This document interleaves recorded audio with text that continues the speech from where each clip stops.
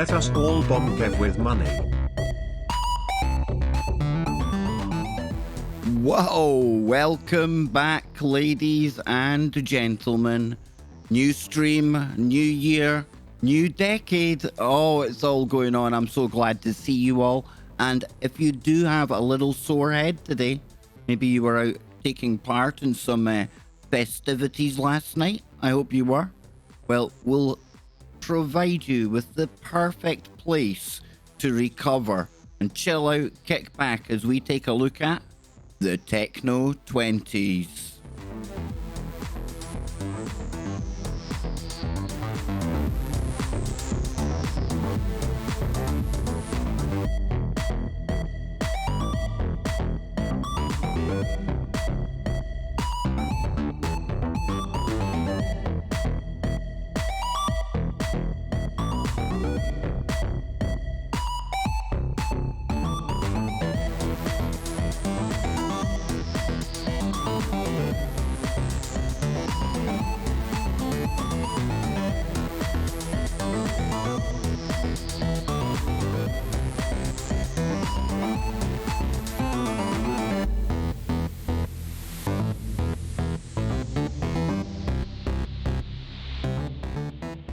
Welcome back, everyone. Yes, indeed. I'm glad to be back on air. I took yesterday off, but boy, oh boy, isn't it good to be in the 2020s, right? Woke up this morning, feels a whole lot different, right? Well, maybe some of you have got a rip-roaring hangover out there. I'm sure some of you do. I was actually quite sensible yesterday. Didn't get too drunk at all. I can feel Anne looking at me. I may have had one or two small libations come the bells time. And I hear Kevin laughing even louder behind me. 3 or 4, maybe. Average pours. I don't know. It was enough for me to get a good night's sleep, put it that way. But yeah, I'm so glad to be back with all of you today. It's a really chilled out, laid back kind of affair. I know some of you out there, you might just be after your New Year's dinner. Mine is in the oven. Anne has just got home from work. She's got a bottle of wine that I'm trying to prize out of her, and I need to move this little redacted sign before we go anywhere. I know it really annoys people, but I think it would be far more annoying if I got hit by a claim from Sky Sports for some of their football going on in the background. You know how Sky are, folks. You are. You do know how it is. And I don't know what you all got up to yesterday, or maybe I'm trying to think, because we've got so many time zones in the world. I'm thinking, is everybody now in the new year? I'm sure we're all now in the new year, right? And I watched the fireworks down in Australia. I was watching that. Absolutely phenomenal. We've got our own little bit of fireworks on the side here today. A little bit of extra kind of, I don't know, window dressing, shall we call it. But before we go anywhere, I'm going to start this new year, this new decade, by wishing all of you the very best for the year ahead. And not only that, because we've got something very special here with the chat room and all the people that hang out on the show, around the show, are part of the show. All of you, I'm going to go in that chat room right now, give a shout out to most of the names that I see. I say most of the names because there's a lot of names in there. And listen, I may be drinking my favourite energy drink today. Don't think that means I've got a hangover. It's not code for I've got a hangover. Not much of one. I got rid of it. If hypothetically, if I had been drinking. I'm Scottish. There was drink available. I didn't do a show last night. It was the perfect storm, right? A Scotsman on Hogmanay. You can't go sober. But anyway, we've got Queen Goddess in there. We have Espa. That's a new name to me. I smoked many doobies till about 7 a.m. New name, brilliant attitude. Espa, me and you would get on so well. We've got Rosanna in there. A happy new year to you. The Bearded Traveller. Tiffany, she's drinking far too many glasses of wine. It's allowed. Espa has another herbal remedy ready for the show. As do I, Espa. Yep, nudge, nudge, wink, wink. Tristan, yes, you. I'll give you a shout out as well. We've got Lisa in there. Lisa, a big shout out to you and to Polly, two people that I have come to really, really love and appreciate having around the place. I truly do. And I seen Polly saying earlier on that this is like a second family. And that's going to become relevant tonight because I'm going to be taking a look at the 2020s. And I'm going to be taking a look at how we're going to be moving into the techno 2020s. Now, it's not that I'm prophetic. We can all see that technology is going to play a huge part in the years ahead, okay? But that physical family and that virtual family, something we're definitely going to get into. Karen, a big shout out to Karen as well. Hope those gerbils are good. We have also got Brian in there, ZX, Smoking and G Sharp. What a name. Now that's a name and a half. Frank, welcome to Frank as well.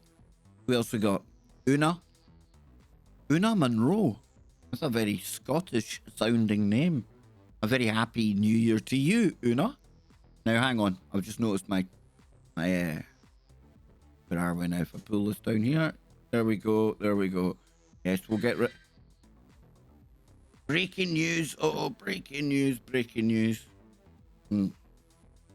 It's bad, miserable news, so we won't get into that. Who else have we got in here? We've got, Jacques Herrera. Now, there's a kind of strain. Ooh la la. White Widow for me, I must admit.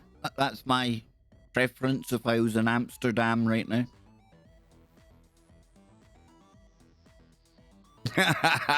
Vince. Kev, we need to talk about all the days you've been taking off lately. Next thing, you'll be taking 4 weeks vacation and want union wages. Brother, what can I say?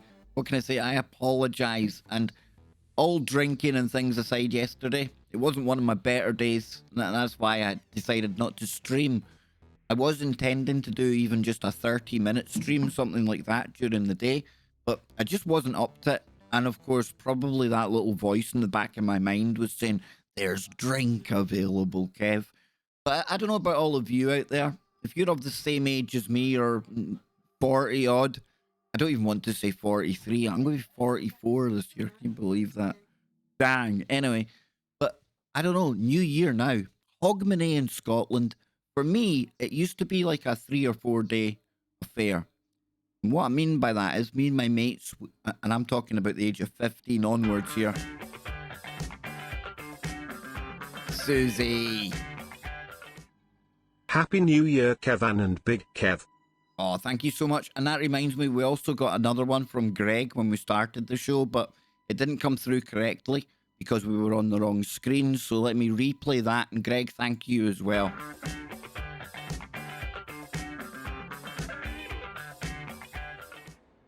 Let us all bomb Kev with money. Oh, wouldn't that be nice? But I know that we're all hard up right now. And anything that anyone does contribute, I truly appreciate. But if you can't, or you don't, that's okay. That's fine with me. But I would really love to get more members onto the channel. I really would. So if you want to become a member, get your name in green and get all of our cool emojis, just click the link down below. Or you will see the Streamlabs bot. It will post a periodic link to go and sign up. Now then, where was I? Yeah, I was talking about drinking, right?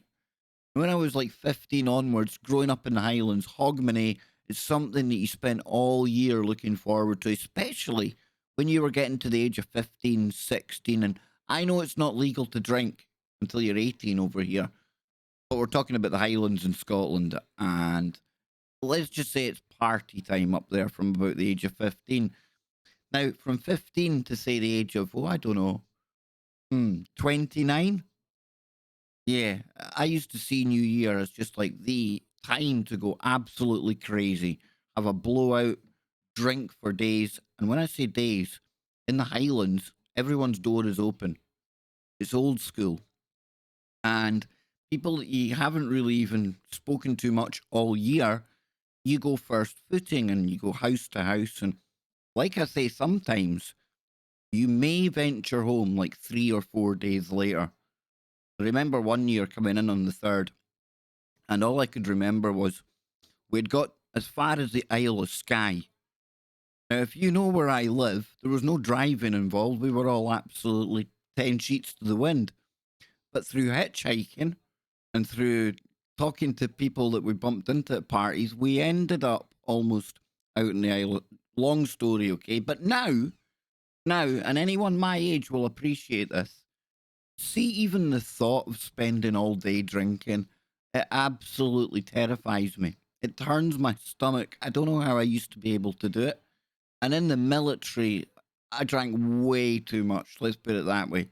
But just the thought of it now, and knowing that the young ones were all getting ready and geared up to go out last night, I'm thinking, wow, they're welcome to it. And it really kind of hammers home that you've moved up the generational ladder then, doesn't it?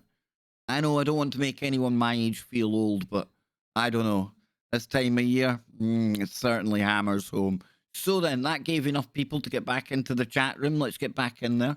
The one, the only Cricket is in the chat room. Kristen, a big shout out from me, Anne, and Kevin for everything you do for us. Oh, you even heard Anne there, maybe. You might have heard her. There's an elbow. You can see Anne doing a dance. Is that a Kristen dance that Anne was doing? I don't know. There's a hand as well. It's not a hairy hand. Can't promise you hairy hands, but yeah, thank you, Kristen, for everything. And I hope you have a brilliant 2020. I really do. We've got somebody called Victoria DiCarlo. I thought you were related to DiCaprio there. I was going to say, can we get him on the show? How cool would that be? I like Leonardo DiCaprio. I know. Some people don't. I know he's crazy globalist and full of all those crazy ideas, but his acting, love the guy. First world problems. I doff my hat to you. I've enjoyed getting to know you over the past year, that's for sure. And I know we've only really spoken on shows and looked at videos, but I intend to get to know you a lot better this year, Jason. Me and you are two peas in a pod, brother. Absolutely. And we'll continue to get triggered throughout the 2020s. I know that. But at least we're in good company, right? We have got Tinker in there as well. Backstage boxing. Winston Churchill is related to America's President George Washington, whose granddad was from England, and his brothers all went to school in Appleby, Cumbria. Do you know what else is really weird as well? See how, like, out of the 45 American presidents, there's like over 40 of them are like genetically, traceably related to old King John. I don't know which king it is. I'm not an expert on kings, but they're all related. Yeah, to British royalty. Makes you wonder how really independence went. Was it really that independent? I don't know. I'm not getting into that, but it's interesting, right? And you find when it gets to that kind of level of the pyramid, shall we say? Oh, we'll go full conspiracy on the 1st of January. You better believe they're all interrelated and interconnected. It's not who you know, it's who you're related to at that level. Absolutely. That's why we shouldn't be surprised when we see genetic links between all of these characters. The things that go on behind mansion doors, it would make your toes, hair, nose, everything curl. Yep. There's Espa, bang on. 40 of them are cousins as well. The best example of that was George Bush and rubbery face John Kerry. Remember that? Remember them? Both getting questioned about like being in Skull and Bones and, I don't know, being related to each other. Hey, nothing to see here, right? Exactly. It's laughable. But I don't get involved in all of that stuff. That's why we stick to the woo on here. But from time to time, we get guests in that do cover these deeper, important topics. Just because I tend to have a bit of a smile on my face these days and look at life on the lighter side, it doesn't mean that I'm naive and I've forgotten about all of the really important and many times dark stuff going on out there, okay? So we've got the dude in there. He's been a big part of the chat room this year as well. And Sidvich. He gets a very special and very unique shout out in a moment when he'll get his little message on the screen because he's bought himself a unicorn again. Now, I think there's something with you and these unicorns, Sid. But you've been...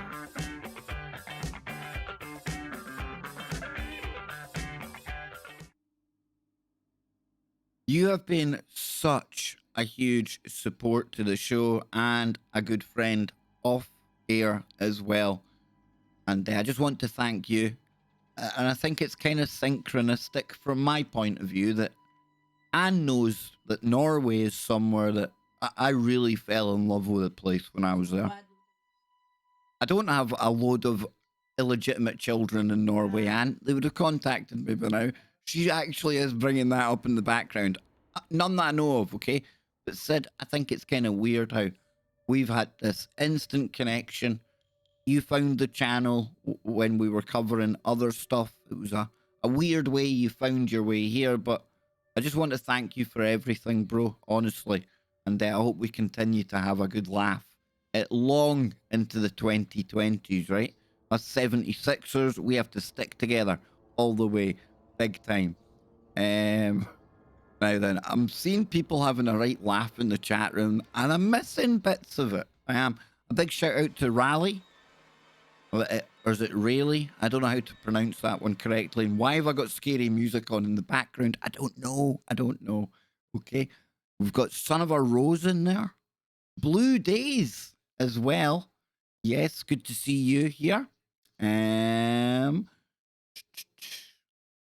Said away from the keyboard but listening. I know, brother. I know. You do what you got to do. And this is going to be right up your street, actually, because we're going to take a kind of chilled out, laid back wine testing. I've been given a little drop of wine. Yes, indeed. So I shall have a little drink of wine before we dip our toes into what this next decade holds for us all.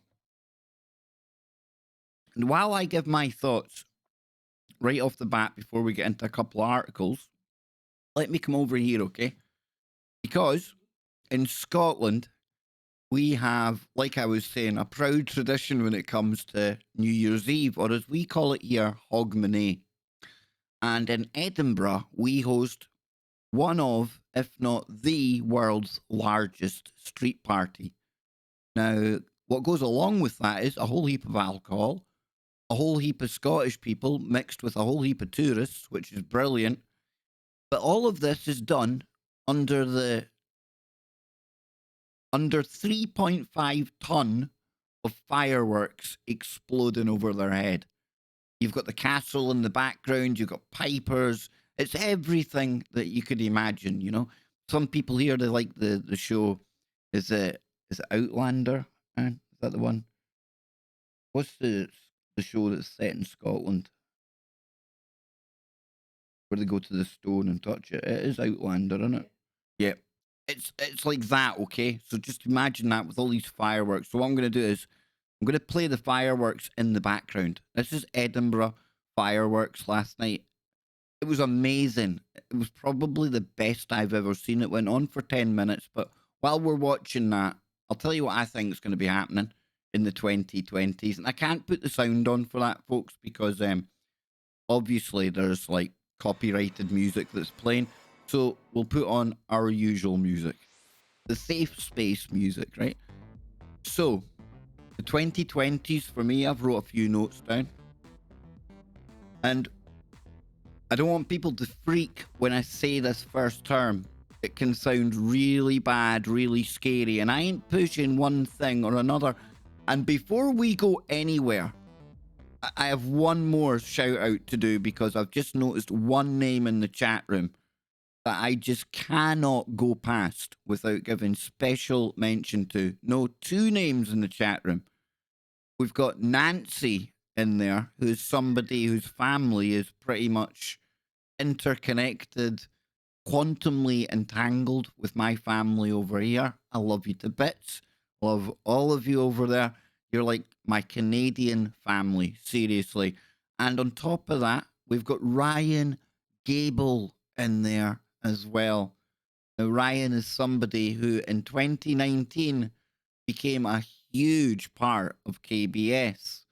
He won a place in my heart. Not that he didn't already have it, but in all of your hearts out there as well. Ryan's somebody who we've all come to really appreciate. We all love his show. Please check out the secretteachings.info. That's the secretteachings.info. And you can get yourself a blue chicken shirt. Yes, indeed. Go figure. So then, with that out of the way, and I see Dead in there, I see Lothar. I could be here all day shouting out what's happening in the chat room.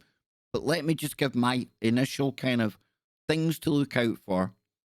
Not next week or next month, but in the decade that lies ahead. And there's going to be a term that we're going to be hearing more and more and more. And it sounds horrible on the face of it.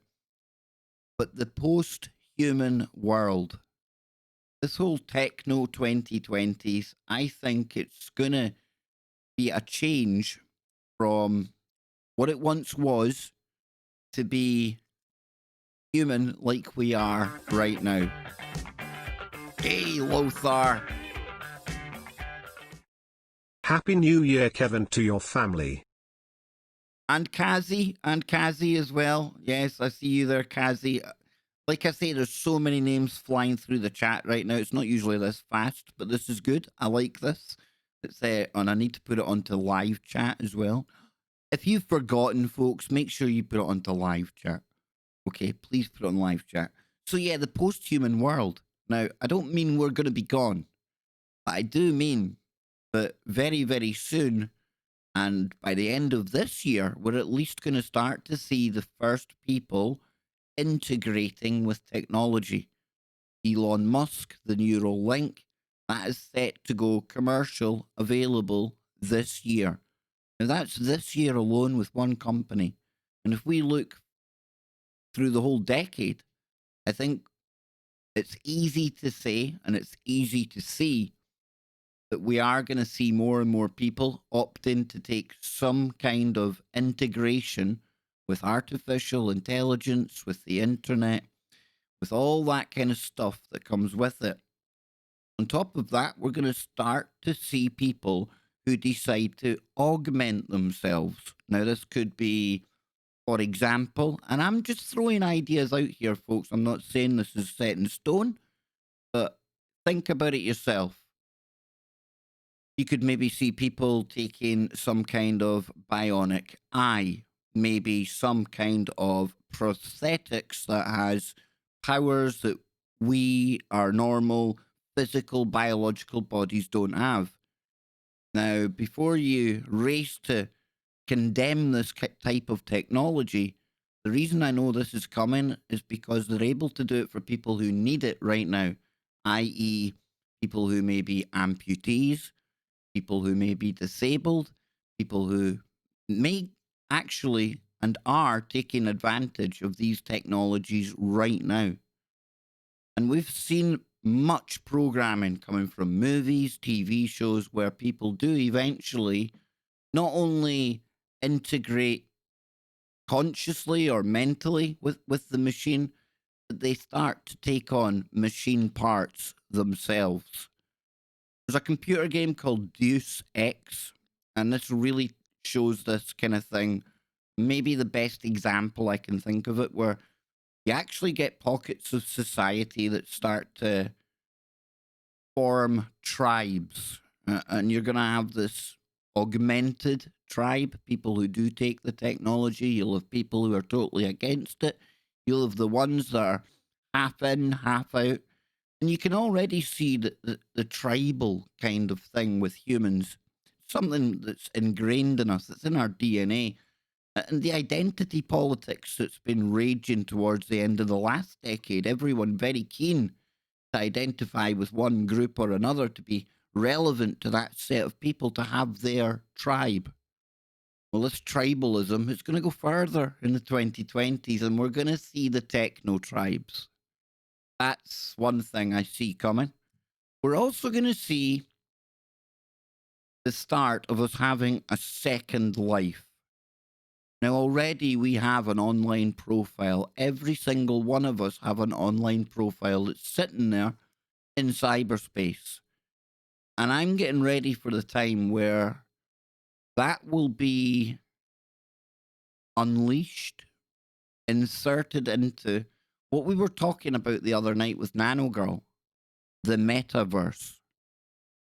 an entirely virtual world where we can operate as our digital selves. And that's why I was saying at the start of the show, we have our physical family, but very soon we are going to have digital virtual families.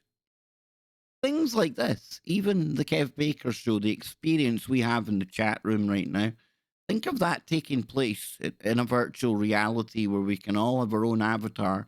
We can all have our everything that you can imagine will be there, all digitally gathering in virtual cyberspace. And of course, it's going to be a 24/7 thing. People will be able to plug in and out of it. I'm sure some people will prefer to be inside that virtual world than taking part in their physical lives here in the real world. I really do see that stuff. It's a no-brainer.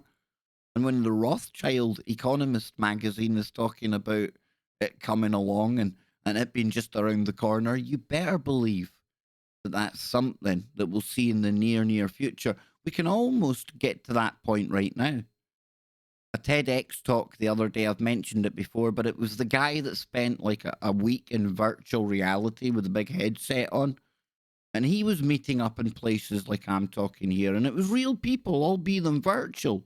But they were meeting up in a lounge and they were watching SpaceX videos together and they were doing this and they were doing that. And talk about giving it a whole new level of realism, a whole new level of interconnectivity that we're only really starting to see emerging right now. And I think it's going to take off. And I'm not a critic of it.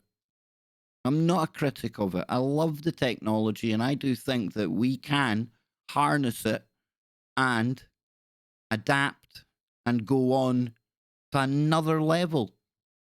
That's what I honestly do feel. And I know that the very religious people out there will think that I'm going all against God and everything else. Not at all. I'm just thinking about practicalities, the world around us, where we're going. And I do think that with this technology, I think we've taken things as far as we can take them. And I give you Hollywood as an example of that, okay? You look at Hollywood, they've ran out of ideas. The music world, they've ran out of ideas. And that means that we need something to take us to that next level. A totally different way of thinking. And I think with AI, and AI is going to be, if you thought it was big in the 2010s, it's going to be even bigger in the 2020s. I am excited about it. I do see the potential for it going all wrong. You know that. But at the same time, I am ready for humanity 2.0. Forget post-human. That sounds like it's the end of us. No, I think we just go on to a totally different playing field. I really do. And that takes me to the last thing that I'm really expecting to see in the next decade, and that is a full-on space race. That's right. The same companies and the same military industrial complex players that have ran the game for how long, they're still going to make their money, folks. Nothing will change there, unfortunately. But fortunately, maybe we'll get away from killing each other and looking outwards. And first, you'll see them weaponizing space. We see it with the Space Force. We see the moon colonies being spoken about. We see Elon Musk. That'll be us a lot closer to Musk going to Mars in the next decade. It sounds really cheesy, but for me, space definitely is the next frontier. And it could bring with it jobs. It could bring with it boosts to economy.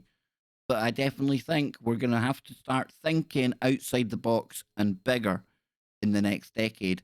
And I really, really want to emphasize the one thing that stood out in the show with Nano Girl, out of all the little bits and pieces that we looked at from the world in 2020, it was the what if. What if we start to realize that we really are not alone in the universe, i.e., some kind of UFO event, some kind of visitation? I don't know. But again, we're going to have to start thinking bigger and start thinking outside the box. That's definitely it. And what we're going to do now, after I get a little drink of my wine. We're going to take a look at what some of the publications out there are saying we need to look forward to in the next decade. I've also got an update on the mystery drone story from Colorado, and I'll be coming.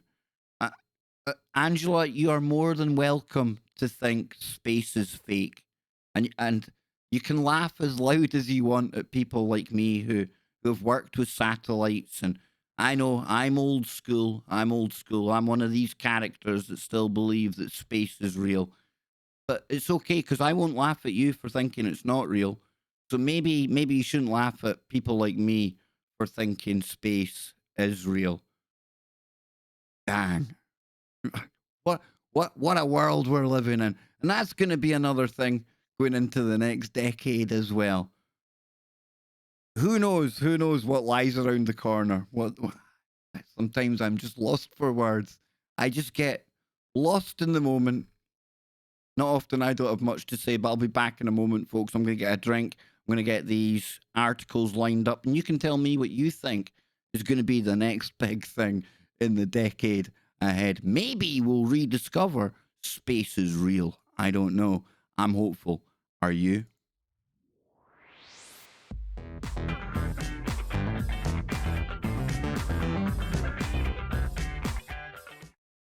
Happy New Year to you and yours, my fellow countrymen. Love you big time, Indy 2 2020X. Oh, you and your indie. Kazi, I love you to bits. I really, really do. Politically, we're probably very, very far separated, but you know me, I don't do politics, and it's New Year's Day, and I hope you had many, many drinks last night to celebrate the new year. And we'll go back to the music now. I need to get a drink. I really, really do. Some things, they drive you to drink.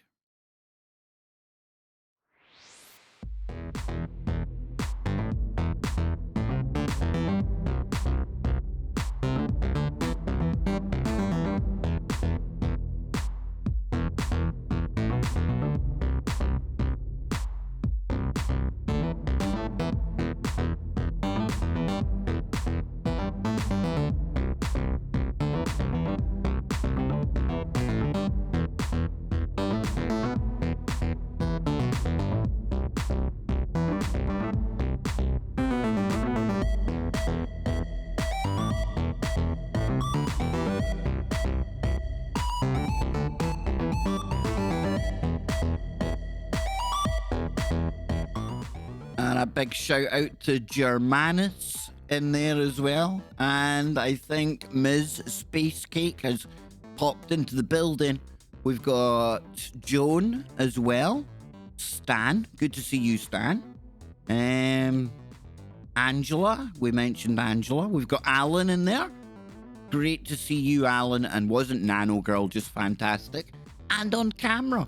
Absolutely brilliant. And I really can't wait to get Nano Girl back involved with KBS this year. Lots more to look forward to with Nano Girl. And a big shout out to Faith and Mannerus Maximus. Mannerus, you've been a good brother as well. And I hope you're enjoying playing No Man's Sky. Yes, indeed. We need to figure out some gaming, where I'm going to do it, how we're going to go about it. Because last time I tried gaming on this channel, oh, talk about the mass exodus of subscribers. They hated it.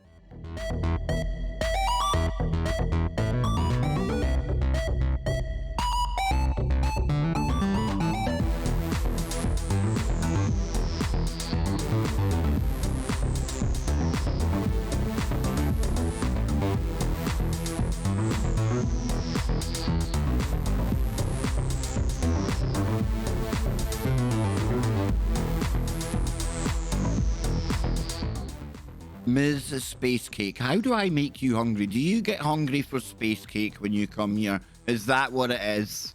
Is that what gets your tummy rumbling? I get it. Paul from Newcastle, good to see you, Queen Goddess. Great to see you. Paul Butterworth, a happy new year to you as well, sir.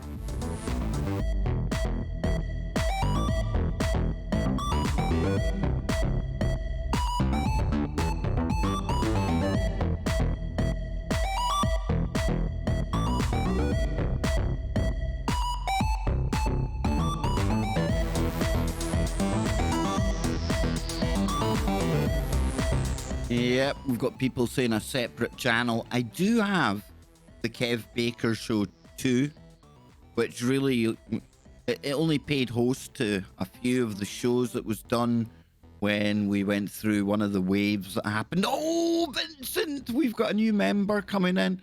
Red alert. Oh, let's replay that. I like my dough moment. Okay, that replayed it a different way. Hey. And I know that's the most annoying Schmeagol laugh in the world, right? But I'm going to get it fixed out. I am going to get it fixed out. But we are now one member up.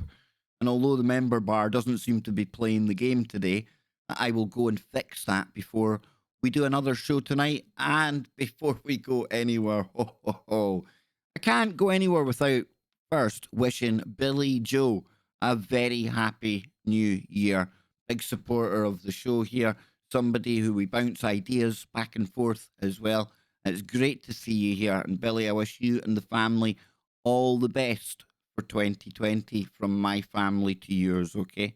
So then, let's get into some of these articles that we've got kicking about here. And first up, we go to Sky News. There's some funny ones in here. We're going to rattle through them kind of quickly. We're not going to spend too much time on them. But this is their predictions for what will happen by the year 2030. The first one, I'd love to see it happen, but unfortunately, I don't think it will.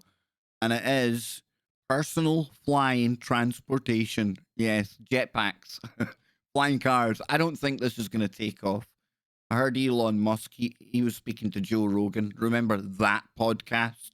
You know that podcast where he wiped bajillions off his company share price and things because the PPP.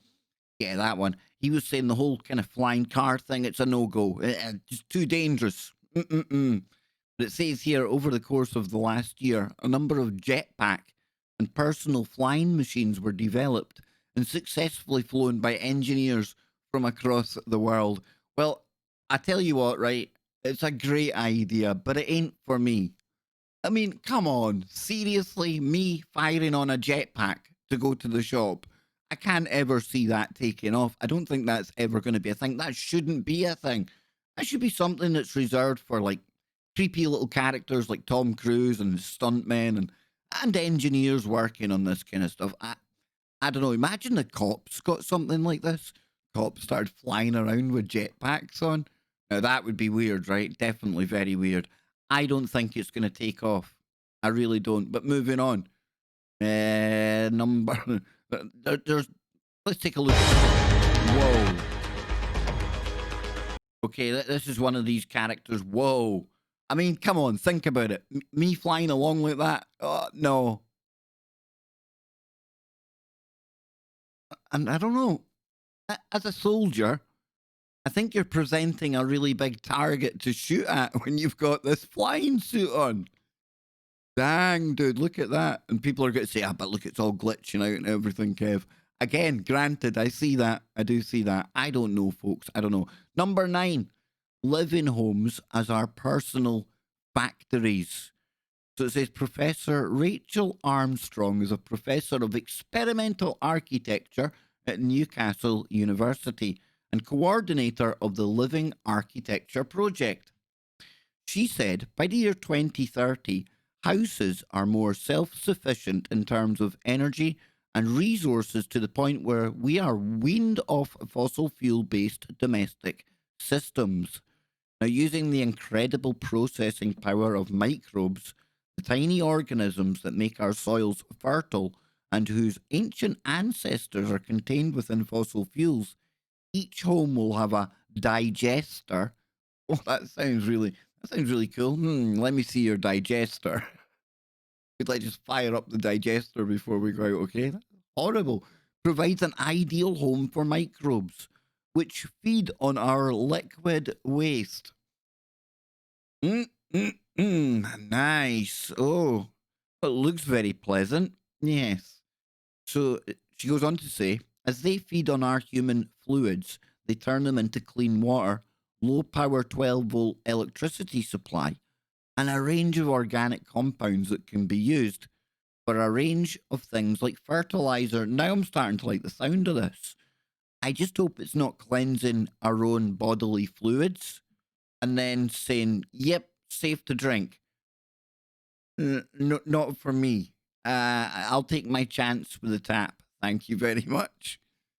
Cleaned water will be recycled into our bathrooms and kitchens. Nah, you see, the kitchen bit, I'm not too happy with that. I'm sorry, but nobody wants to know that their vegetables have been washed in Kev's second-hand number one. Nobody wants to know that. Nobody that knows that is going to eat anything, are they?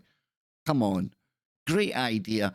And I'm all for these quirky little things that, I mean, the 12-volt battery, I'm happy with that. I can make use of that, definitely. I don't want to be, and I don't want to be washing myself in that either. No. Nah, call me old school. What can you say? Surely we haven't got to the point where we need to be bathing in our own bodily fluids. It says organic matter will be used to feed our pot plants. Is that as in pot plants? Chewy thinks so. Window boxes and gardens. Now that's a good idea. I'm all for like gardening and things like that if we had the space to do it. And window gardens, it's doable. So we don't need to buy fertilizer to make them greener. And I suppose anything to get away from the Monsanto kind of fertilizer and things, that's good, right? The low power electricity supply will not be able to charge our mobile phones. Not only be able to charge our mobile phones and lighting, but also perform a range of tasks using robots about our house. So there you go. That's coming to a house near you soon. So I hope you've all got some space where you can put this thing that looks like a really, really, really crazy science experiment. Looks like if you pull one bit out and you have to put it in a, I don't know.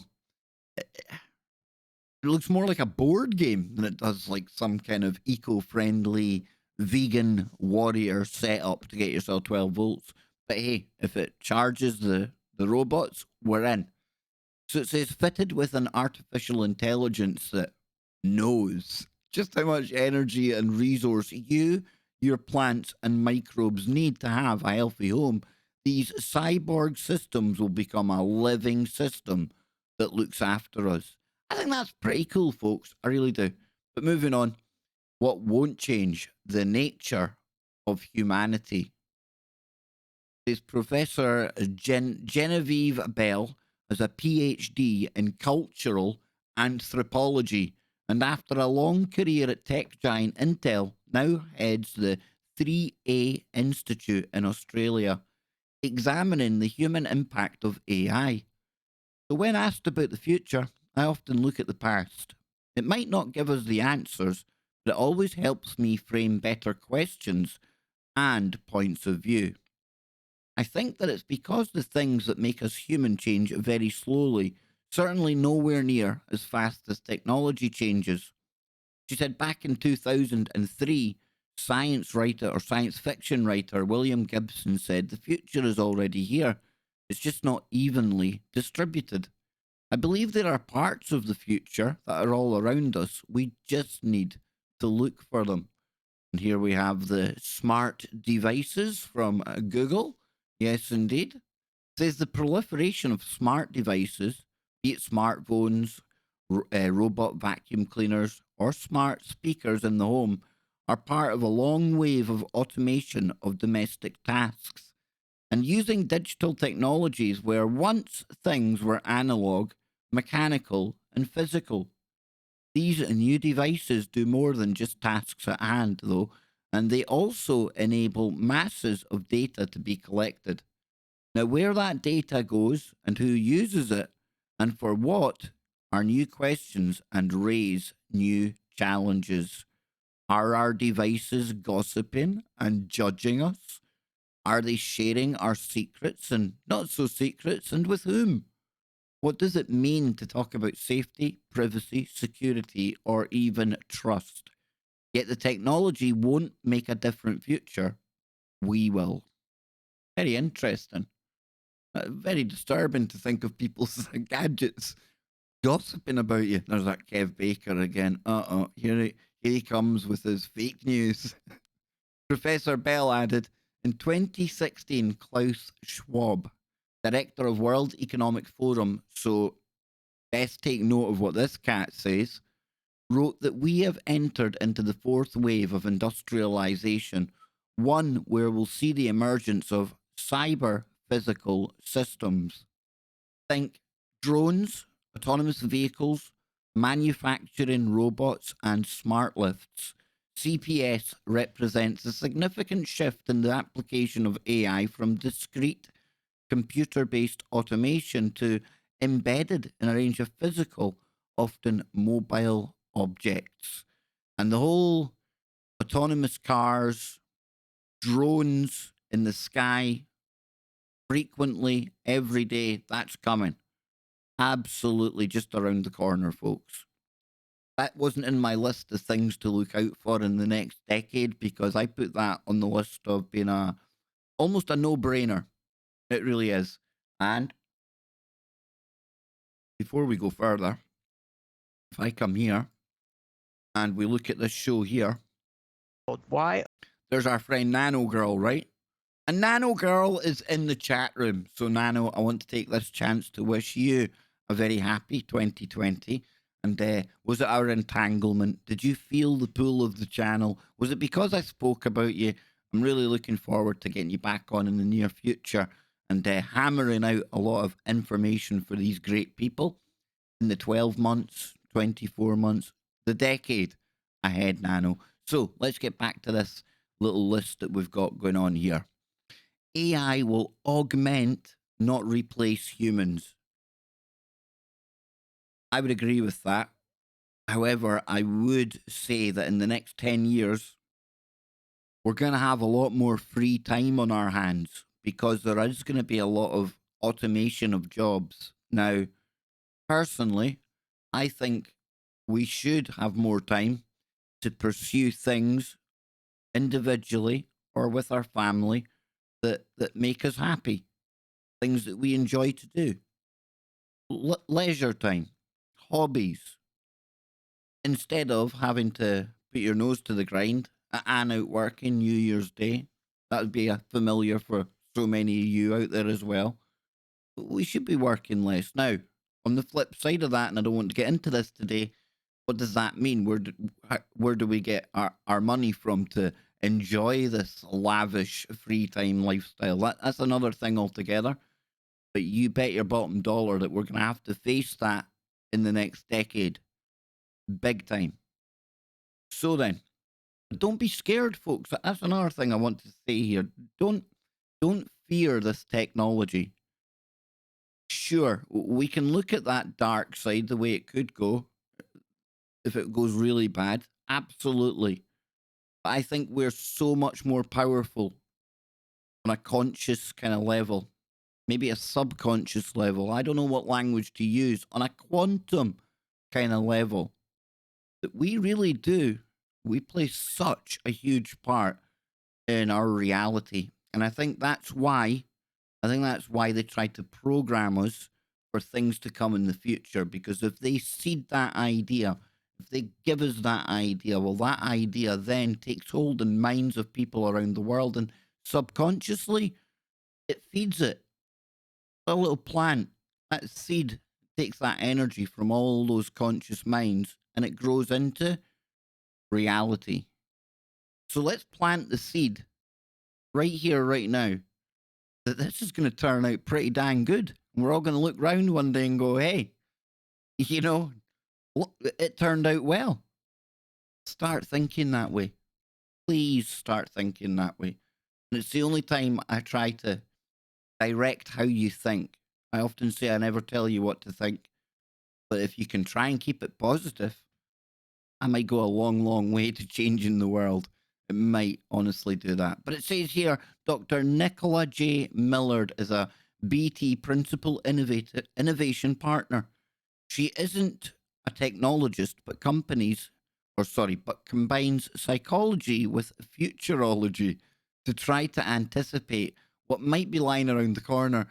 Futurology. So would that make me an amateur futurologist for daring to think what comes in the future. A futurologist. Please tell me, please tell me there are not children leaving school with beautifully aware and awake and conscious minds ready to absorb information, and they're going and getting a PhD in futurology. Dang, dude, dang. Although artificial intelligence has yet to reach the sophistication of R2D2 or C3PO, I wonder though. There is no doubt that automation will impact us all in the future. Augmented intelligence, where humans and machines exploit each other's strengths, is likely to become an increasingly common way of working.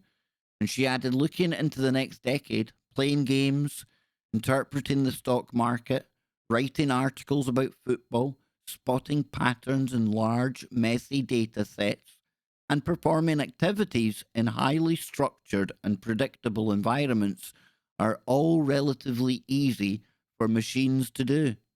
But by 2030, we'll also start to see AI taking a much more sophisticated shape, as humans will start to trust machines to fly planes, diagnose illnesses, and manage financial affairs unsupervised. We'll also see artificial intelligence start to impact transport in a big way, with smart cities and smart cars being the new norm. But with AI comes moral dilemmas of many of these advancements. Think, for example, of the self-driving car. Should the car swerve to avoid a pedestrian if it thinks there is a high likelihood that its actions will injure the driver? And who's responsible?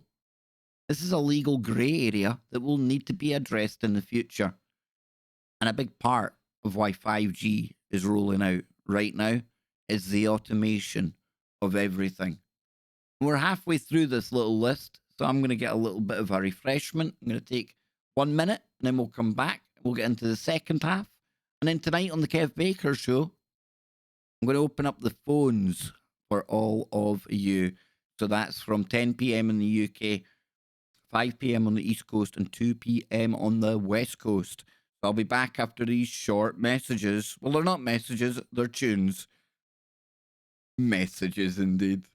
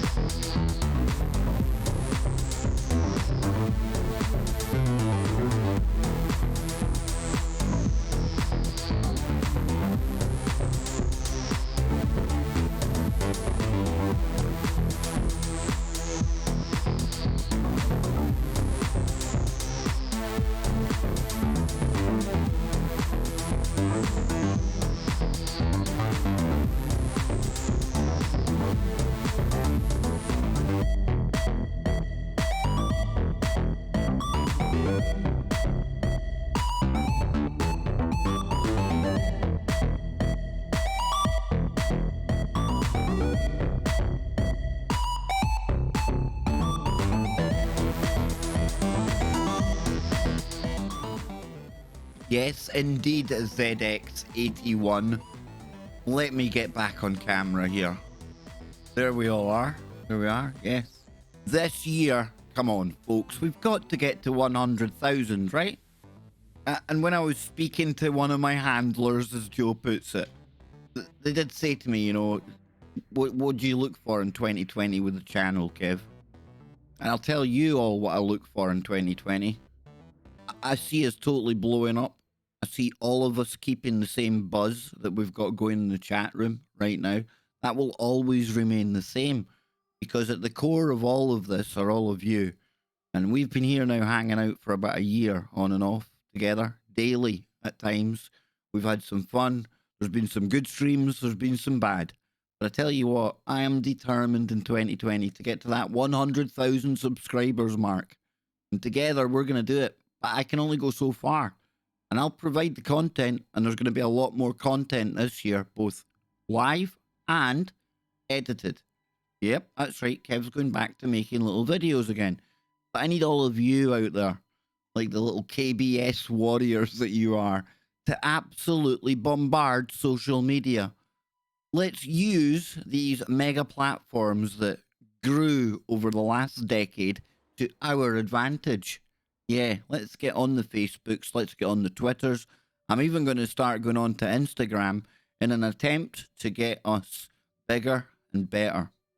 And we're always going to have these little kind of intimate one-on-one streams.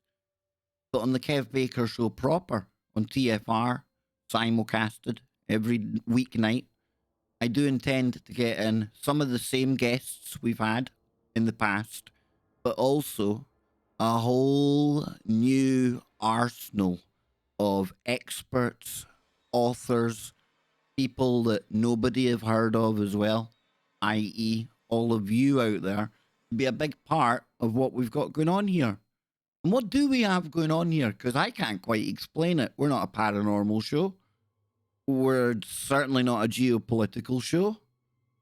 We do give commentary on some of the weirder stuff going on in the world. I give my honest take on things going on. I invite you to almost ride shotgun with me on my own awakening. Because we're always on that journey, folks. None of us are fully awakened, not to be mistaken with woke. No, we're talking like learning, knowledge. We're all on that path to gaining knowledge. And what is knowledge? Sometimes I think true knowledge is accepting that we know very, very little about anything at all. But how do you define the Kev Baker Show? What genre is it? We need to try and nail that down going forward as well. We've got so many kind of semi-sideshow brand things going on, it even confuses me. We've got a new thing at the weekends with Popeye on a Sunday. We've got to think about that, and I'm really excited about that going forward. That's going to be entirely different. I think we should call it the Four Toxic Horsemen. I think that would probably be the best name for it. Are we like an abnormal, paranormal show? I don't know what we are. Is it like the old Arthur C. Clarke days when he would like talk about weird and wonderful things and the mysteries of the universe? I don't know. What do you think I'm best at?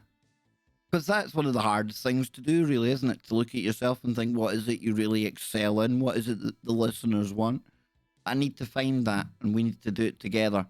So over the next, I don't know, weeks, months, years, we'll get there. We'll hone in, we'll target, we'll find our target kind of information.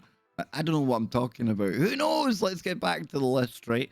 Another drink of wine, that might help. Oh dear, my wine has ran out.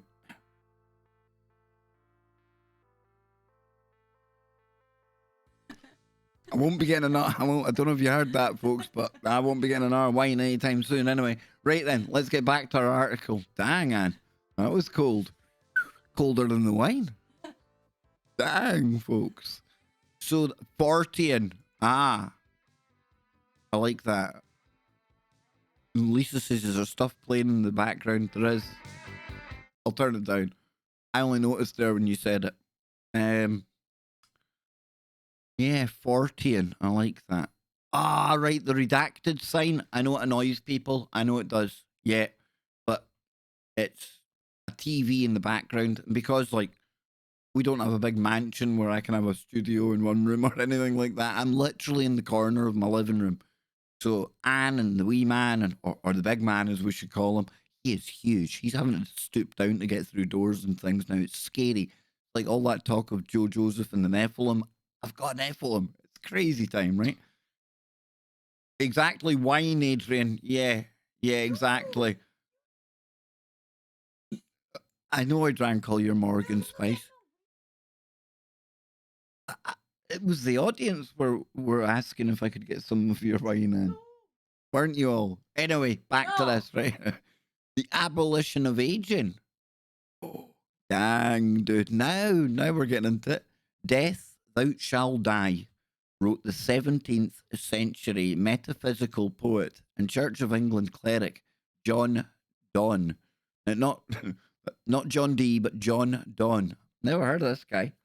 His point was spiritual, but for David Wood, the co-leader, Transhumanism UK, the abolition of aging is a real goal to pursue. I think we should take down that guy's name, eh? David Wood. Talking of Wood, I was just checking my beef during the break there. You dirty-minded people. I was talking about my roast beef. I was pulling it out of the oven. I don't know why Wood made me think of that.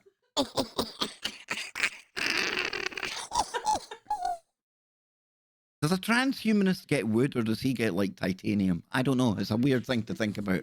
But hey, he spoke to Sky News for a fascinating episode of Off Limits earlier this year, alongside Dr. Ian Pearson, a futurologist who has reached different ways to extend human life and pointed to advances in genetic studies. Now, Dr. Pearson said, we're looking at the genetic modification side of things already, and we're looking at technologies in biotech that will allow us to play with telomeres. And these are cells which are linked with the aging process. And they're on the end of the DNA strands. Now, I believe, I'm just parroting what I've heard here, but they basically unwrap themselves. And bad juju. You get older, right? And so we scanned here, it says, he added the technologies for life extension that it offers are probably around the 2040, 2050, and 2060 timeframe when we'll have the it that will allow us to live pretty much forever, or at least until it stops working. We will make direct links to the brain and make replicas of your brain or make an extension of your brain outside in the computer world. Digitizing consciousness. That's what that's talking about. And there's already a guy that done that last year. Remember that doctor that basically, I think he's got motor neurons or ALS. He's got some kind of disease, but he's basically now in digital form. And he's got an avatar and everything else. So it says, therefore, your mind will carry on migrating into that computer area. And at some point in your distant future, 99% of your mind is living in the computer. So if your body dies, you lose 1% of your mind. And I think, folks, when I think about the simulation theory that I'm so keen on, and it's such an interesting thing to think about, aren't we already 100% in the computer? I don't know. I'm just saying. The rest of it carries on as if nothing had happened. You buy an Android, use that as a body from now on, and carry on living. Number 5. Will the UK become a surveillance state? Become a surveillance state? I think we've seen that long time ago. The UK really was the first country, in my opinion, to pioneer the whole CCTV technology, stuff like that. So to say, will it become a surveillance state? That ship has already sailed. There is no privacy, whether you're in Britain or anywhere else nowadays. Every aspect of our lives are being monitored, they're being watched, we're being listened to every single minute of every single day. Become a surveillance state? Get a grip. Silky Carlo is the director, Mad Silky. I remember when she was kicking about with Charlie Veach. That's how long I've been doing this. That's too long. Remember Charlie Veach, man? Big... Yeah, he ended up selling out to the BBC on a different story altogether. It doesn't matter. I'm just reminiscing. Silky Carlo is the director of Big Brother Watch, a civil liberties NGO which campaigns against state surveillance in the UK. Quote, 2020 will be a turning point for the future of surveillance in the UK. We'll have a definitive judgment from the highest court in Europe on whether mass surveillance breaches human rights. We'll also have pivotal fights against state and corporate uses of facial recognition, social media monitoring, encryption backdoors, automated decision making, and predictive analytics. In 10 years from now, we could be a mature surveillance state with a population that's watched, listened to, recorded, and tracked more pervasively than ever before, and indeed a population that records and tracks itself.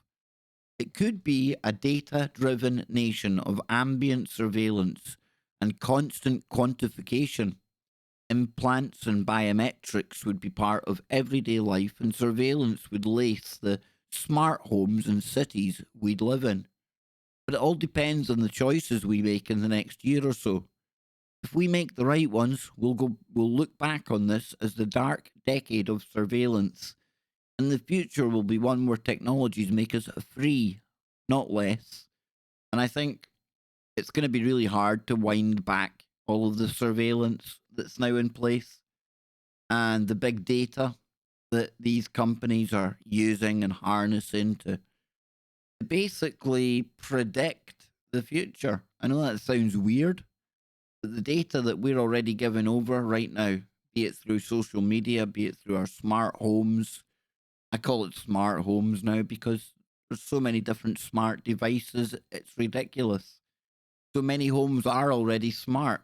We got new fire detectors put in not long ago.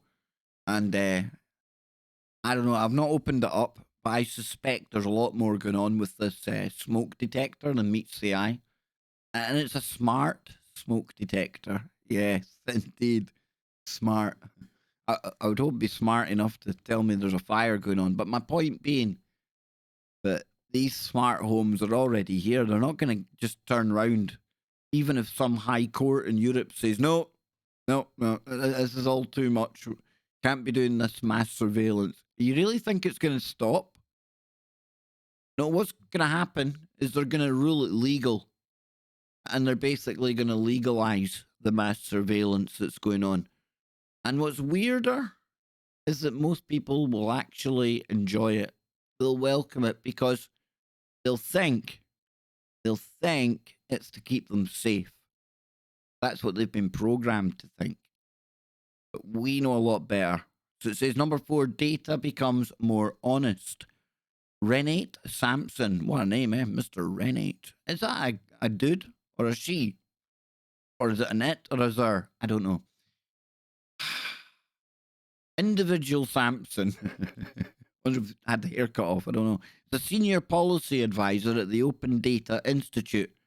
Well, if I'd read on a bit, I'd have realised she identifies as she, her. Her vision of the future is one in which the value of data is collectively and collaboratively realised. Quote, data is the new form of infrastructure for us and for society as a whole. In 2030, the world of data will probably look much like it does today, but we'll have a more nuanced approach to how we live our digital lives. So the opportunities for true control will remain weak, and the consent model may be broken beyond repair. The love affair with big data will be soured.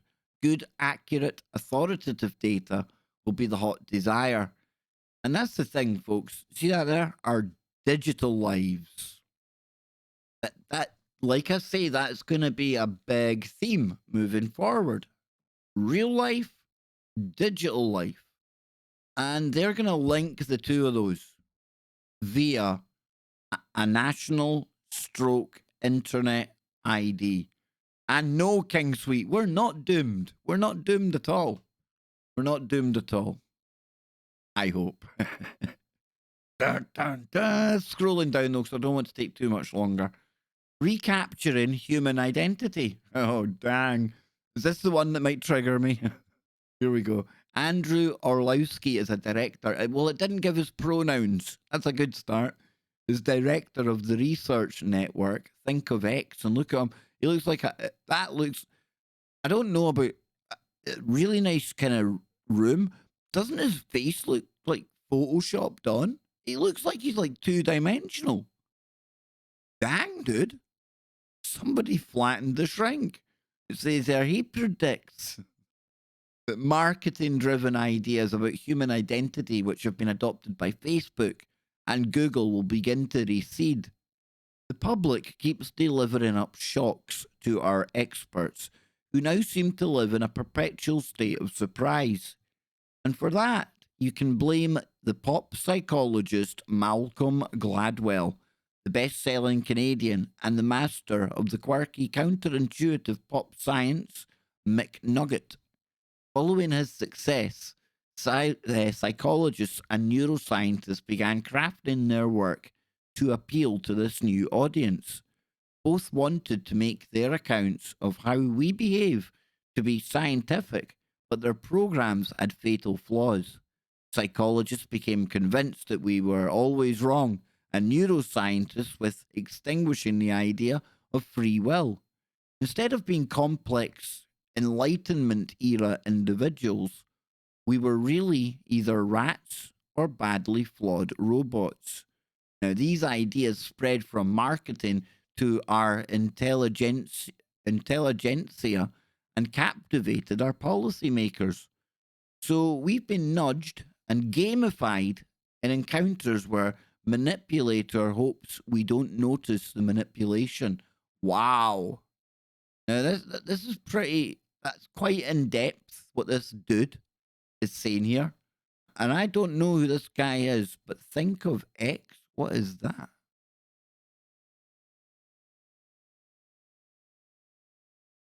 Menu. About.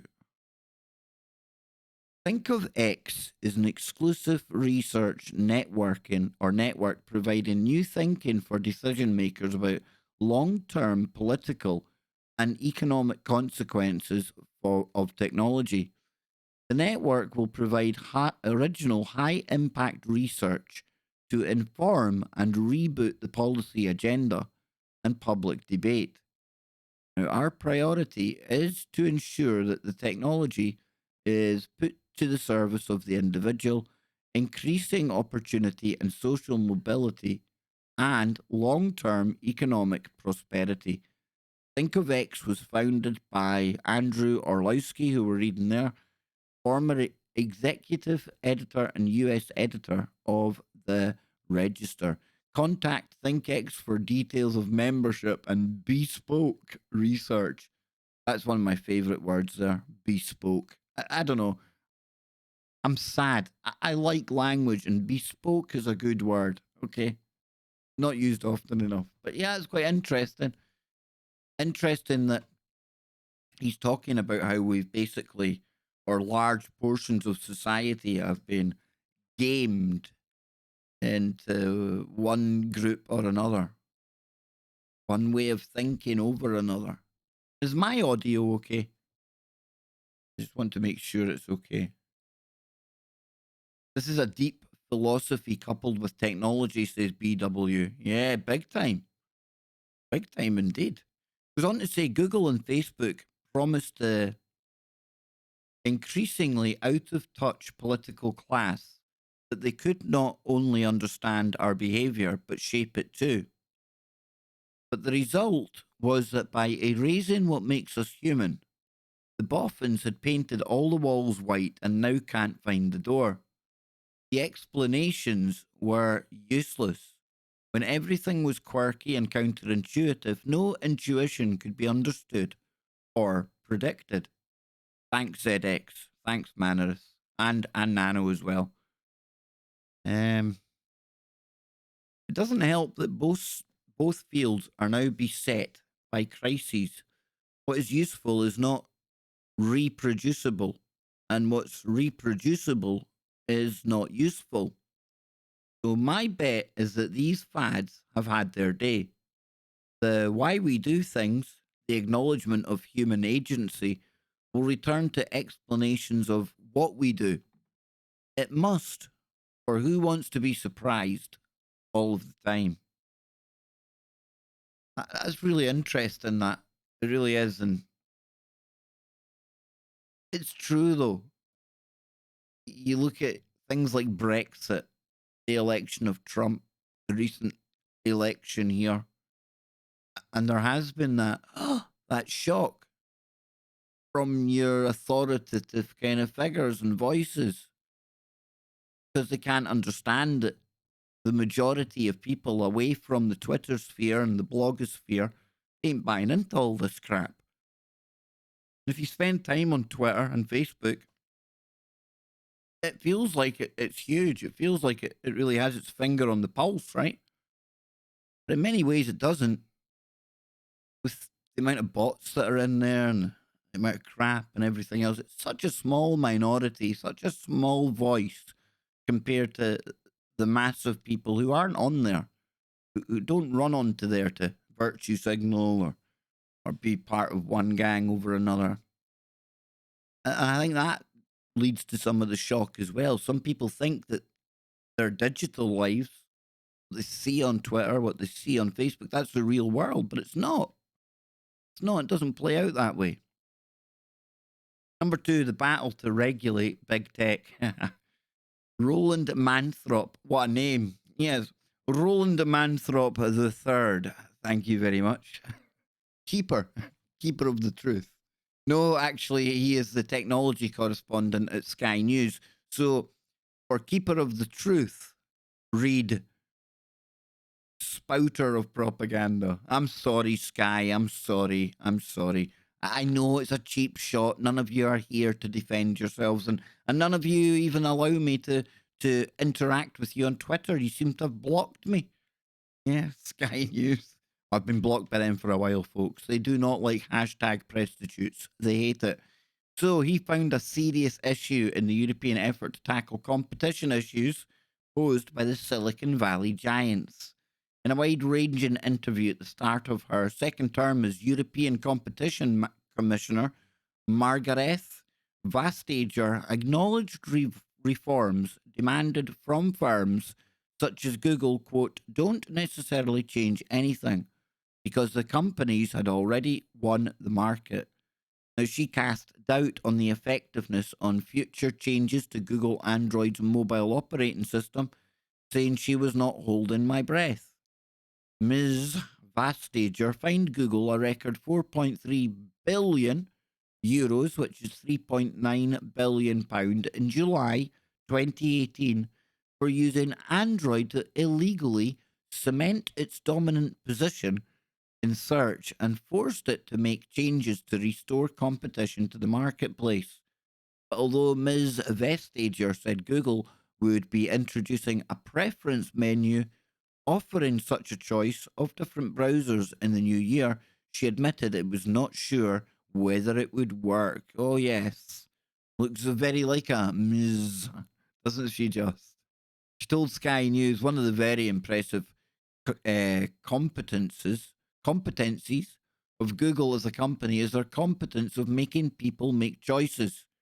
Asked if she meant that Google would drive users towards its own product, she replied, this is why it'll be very interesting to see how will such a menu of different options how would that actually work?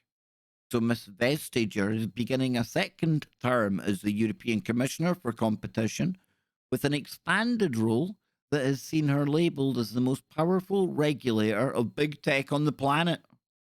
Yes, indeed, eh? Ain't she powerful? Look at that. She looks like somebody's wrestling with big tech, doesn't she? Gonna take them on. In her first term, it almost sounds like we elected her. But you don't elect anyone in the European Commission. No, no, no. Don't let that fool you. She levied record-breaking fines against Google and forced Amazon and Apple to pay huge sums in unpaid tax, drawing the ire of US President Donald Trump, who said she must, quote, hate the US.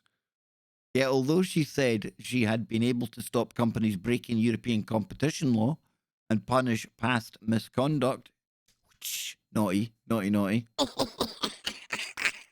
she acknowledged that the recovery of the markets was a work in progress.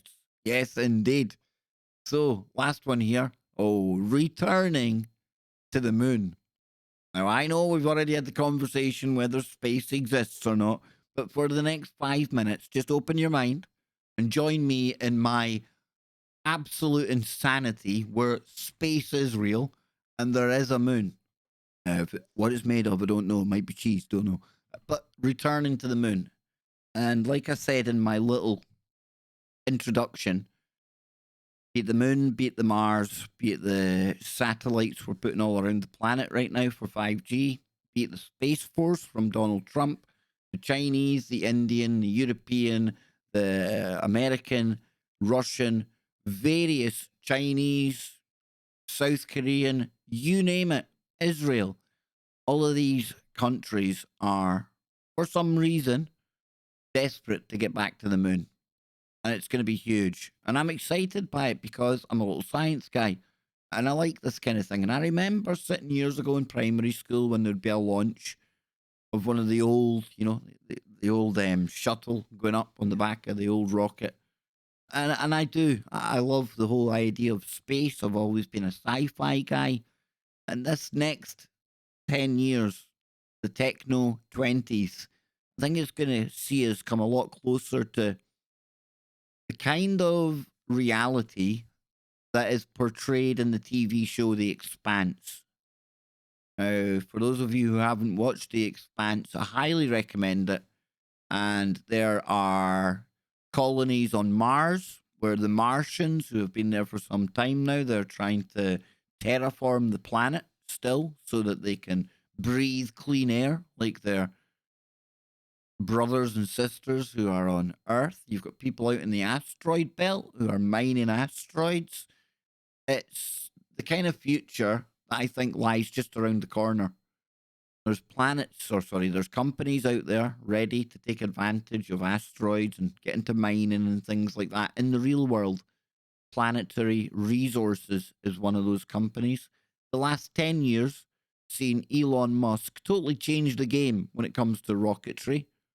Okay, we're still kind of sitting on the back of some giant firework. I get that. But the whole reusable rockets, the fact that you can just fire them up again, that is massive. And that changes the game. It brings down the whole cost of getting to space from the billions into the thousands. And with that capability of going up and down regularly, now we're going to start to see things happening in space. I really do believe that. And I think it's right. I think if we're here, we're flying on this rock through space, we've got all of this technology, we've done all of this. If we can do it, why not? And I do think there's some intergalactic, how would you put it? Some probably pyramid down structure out there in the universe as well, where there'll be beings far more advanced than us and beings far more behind us. Maybe it'll be like Star Trek, the Prime Directive, I don't know. I really think it's going to be exciting. I hope I live long enough to see it. I really do. But I do think this next 10 years, we're going to at least see the very, very starting, the laying of the foundations for that interplanetary species that I think we're going to become. And I know it's already a gray area. Can we even live on another planet? Different gravity, different, all of that stuff. I don't know. But it's exciting, and that excites me. And I don't know if it's your thing or if it's not. I'm just being honest with you, and it excites me. What the moon's made of, I don't know. Was it brought here by the Chittahuri? All I'm saying about our moon is it's pretty weird. When you look at how perfect it is, and by that I mean when we have a solar eclipse, it just happens to be the right distance away and the right size to make that perfect cover of the sun. I'm just saying there's almost something artificial about the moon. That's all. I'm not telling you what it means. There's something weird about it. It says this marks the 50th anniversary of the moon landings this year, and now a number of national agencies and private companies are planning on returning mankind to the moon by 2030. The US Space Agency, NASA, plans not only to return to the moon before 2030, but to journey beyond it and land a human on Mars, although that may not take place within the decade. It's the time we're going to the moon to stay, or sorry, at this time we're going to the moon to stay, said NASA Administrator Jim Bridenstine, adding, and from there we'll take the next giant leap in space deep space exploration. It won't simply be another great step for man either, marking the 50th anniversary since the Apollo 11 mission in which humans first stepped onto the moon.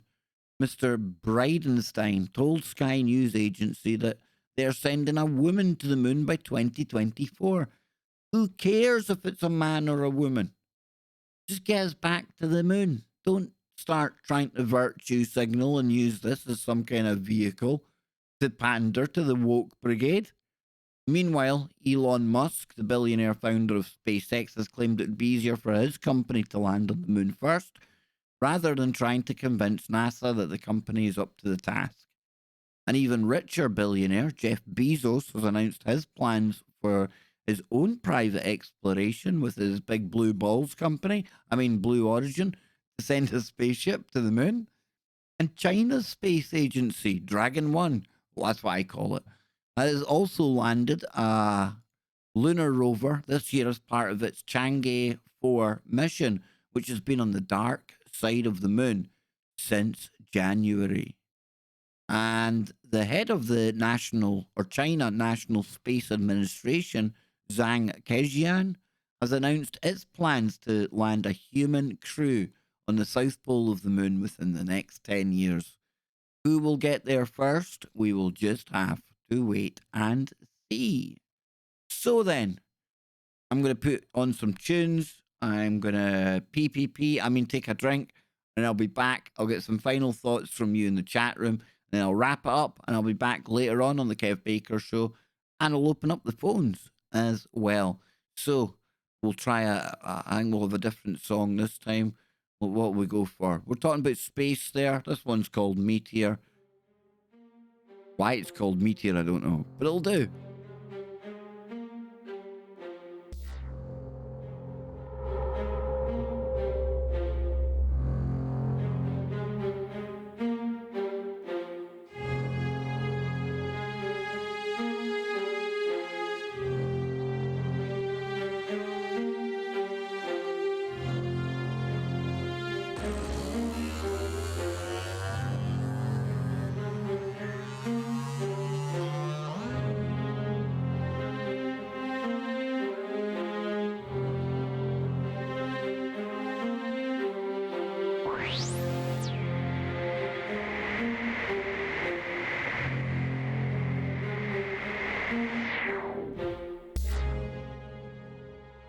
Adrian in the chat room says, I wonder what mining opportunities there are on the moon.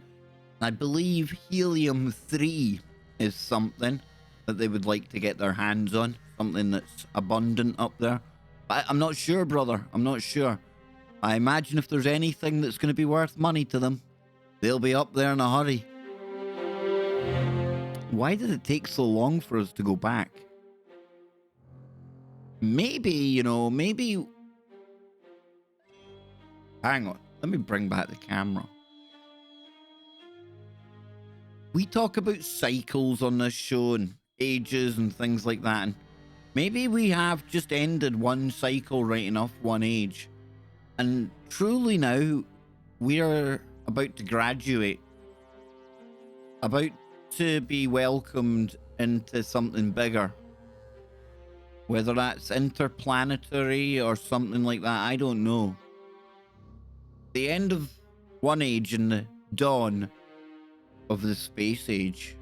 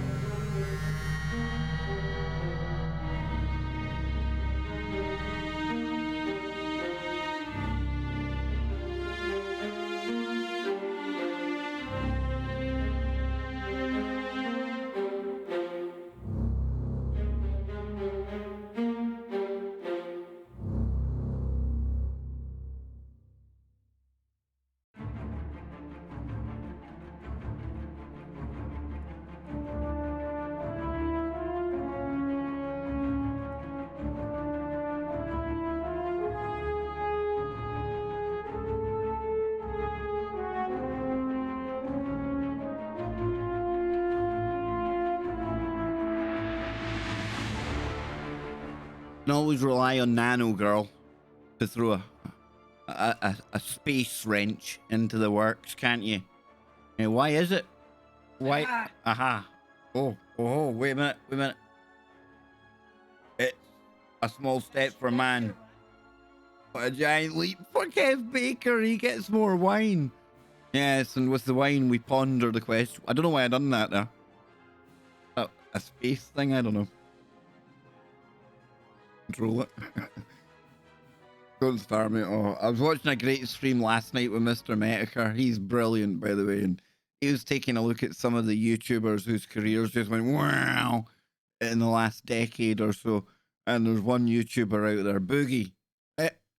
I've never really watched the guy, but he was massive. And Boogie now, he's resorted to actually, he's made like some hand puppet that looks like himself, and he sits and talks to his hand puppet. It was the most desperate kind of YouTube content I'd ever seen, right? But just when I started doing that with my hand there, I thought, whoa, I'm getting close to that moment where I'm going to be creating hand puppets of myself. That's not good. What's wrong, man? What is it? Why the BDI? Did I what?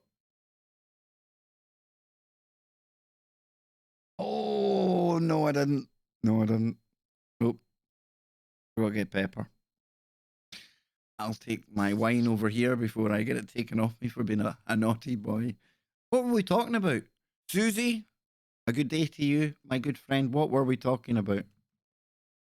You remember what we were talking about there? Right, I remember what we were going to talk about. It wasn't the hand puppet. It was Nano Girl. She had said, it does make you wonder, why haven't we been back in so long? Now, when it comes to the whole moon thing, I'm a bit of an enigma. People hate me because they think I'm on the fence, because I think we both did and didn't go. What does that mean? Well, I think there was an Apollo mission to the moon. I also think the one that we were showing on the TV wasn't that mission. I know. People will say, well, Kev, you're just trying to keep everyone happy. No, it's honestly what I think. Now, what happened that made us not go back there? And don't hit out with the Van Allen belts and things like that, folks. I've had that explained to me now by somebody that worked from NASA. And it doesn't make sense. You go through them at a different angle, and there's bits that are less harmful and blah-de-blah, right? But why didn't we go back? Was there some almost embargo placed on us? Some treaty that was signed with who? Why did we not go back? What was it they seen there, or what was found that made us go, oh, hell no?